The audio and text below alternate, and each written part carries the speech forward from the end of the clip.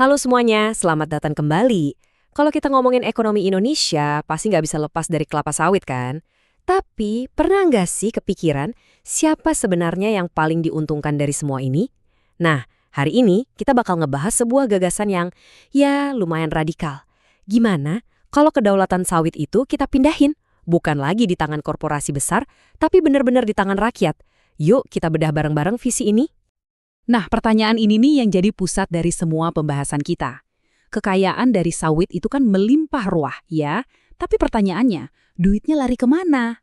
Gimana caranya kita bisa mengubah model yang sekarang ini supaya manfaatnya itu benar-benar dirasakan sama masyarakat yang tinggal di sana, yang tiap hari hidup di sekitar kebun sawit? Ini dia nih, teka-teki besar yang mau kita coba pecahin. Oke, untuk menjawab teka-teki tadi, kita bakal dalemin sebuah argumen yang kuat banget dari sumber yang kita pakai. Coba deh lihat kutipan ini. Pengelolaan harus didasarkan pada kemandirian rakyat, bukan dominasi korporasi. Ini bukan sekedar kalimat biasa loh, ini adalah ide utamanya. Sebuah ajakan buat mengubah cara kita berpikir, mengubah paradigmanya. Dan tahu nggak apa yang bikin argumen ini jadi makin kuat? Itu sumbernya. Penulisnya, namanya Evensius, itu bukan akademisi yang ngomong dari Menara Gading. Bukan. Beliau ini mantan mandor kelapa sawit. Jadi pengalamannya itu langsung dari lapangan.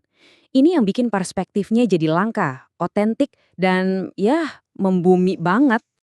Nah, berangkat dari pengalamannya itu, Evensius langsung nunjuk ke satu akar masalah utama, dominasi korporasi. Jadi, sebelum kita ngomongin solusinya, kita harus paham dulu nih, apa sih yang dikritik dari model yang sekarang ini berjalan? Di sini, kita bisa lihat perbandingannya, kayak dua dunia yang benar-benar berbeda. Di satu sisi, ada model korporasi. Bayangin aja kayak mesin raksasa. Skalanya besar, ekspansif, manajemennya kaku, dan sering banget gesekan, sering banget konflik. Nah, di sisi lain ada model rakyat. Ini lebih organik, skalanya lebih presisi, perawatannya personal banget, intensif, dan yang paling penting kepemilikannya itu berbasis komunitas. Filosofinya aja udah beda 180 derajat. Dan dampaknya, wah ini nyata banget.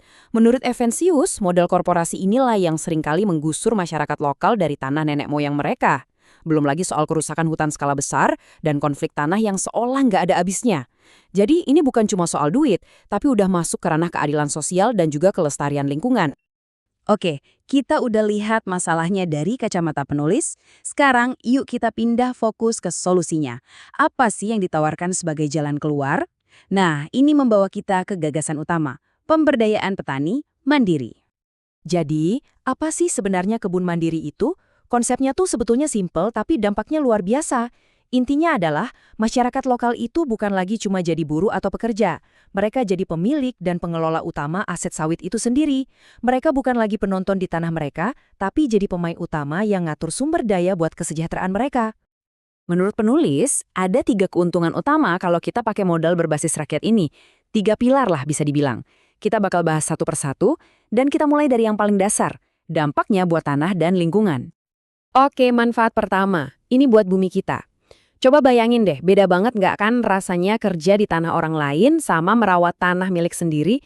Pasti ada ikatan emosionalnya, perawatannya jadi lebih teliti, lebih disayang.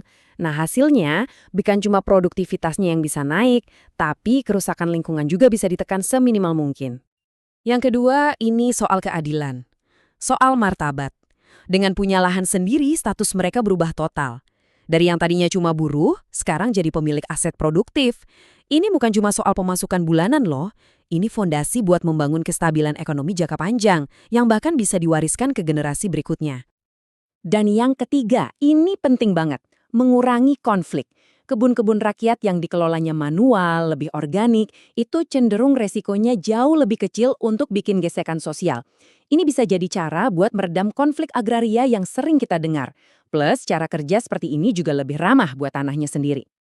Tentu petani mandiri ini kan nggak bisa jalan sendirian ya. Mereka butuh sistem pendukung. Nah, disinilah Koperasi Merah Putih atau KMP masuk dan memegang peran yang super krusial. Koperasi kan badan usaha milik bersama, jadi dia bisa jadi tulang punggung yang menopang seluruh model ini. Peran KMP ini strategis banget. Ada 3 hal utama. Pertama, dia harus bisa memotong rantai tengkulak yang selama ini sering mencekik petani. Kedua, memastikan petani itu gampang dapat pupuk dengan harga yang wajar, nggak dimainin. Dan ketiga, yang nggak kalah penting, KMP harus bisa kasih jalur pasar yang adil buatan dan buah segar mereka. Jadi, bisa dibilang kalau KMP-nya berhasil, petaninya juga berhasil. Oke, kita udah bahas masalahnya, solusinya, sampai ke mekanisme pendukungnya. Lengkap ya? Sekarang kita masuk ke bagian selanjutnya. Apa sih rekomendasi konkret dari penulis untuk pemerintah? Apa yang harus dilakukan? Nah, jadi apa nih rekomendasinya buat pemerintah? Gimana seharusnya pemerintah berperan supaya visi kebun rakyat ini bisa jadi kenyataan? Jawabannya adalah sebuah pergeseran peran yang fundamental banget. Pemerintah disarankan untuk nggak lagi jadi pemain utama di lapangan, posisinya harus berubah dari aktor menjadi fasilitator. Bayangin kayak wasit atau pelatih gitu. Perannya bukan lagi mengontrol, tapi memfasilitasi. Bukan bersaing dengan rakyat, tapi memberdayakan mereka. Ini perubahan yang sangat krusial. Secara spesifik, dukungan pemerintah itu bisa dalam bentuk apa aja? Pertama, batasi ekspansi korporasi lebih lanjut. Kedua, sediakan akses modal yang gampang kalau bisa tanpa agunan buat para petani. Ketiga, perkuat infrastruktur dan logistiknya. Keempat, jamin ketersediaan pupuk bersubsidi. Dan kelima, bantu jaga stabilitas harga di pasar global. Ini langkah-langkah nyata yang bisa langsung berdampak. Dan kutipan penutup ini menurut saya merangkum semuanya dengan sangat indah.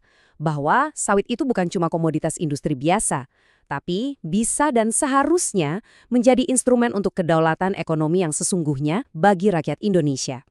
Jadi, kita kembali lagi ke pertanyaan di awal, tapi sekarang dengan perspektif yang baru kan? Sawit ini mau kita lihat sebagai apa? Apakah selamanya hanya jadi komoditas yang diekspor untuk keuntungan segelintir pihak? Ataukah bisakah kita mengubahnya jadi alat pemberdayaan, jadi fondasi kedaulatan ekonomi buat jutaan rakyat Indonesia? Jawabannya, dan masa depan sawit mungkin ada di tangan kita semua.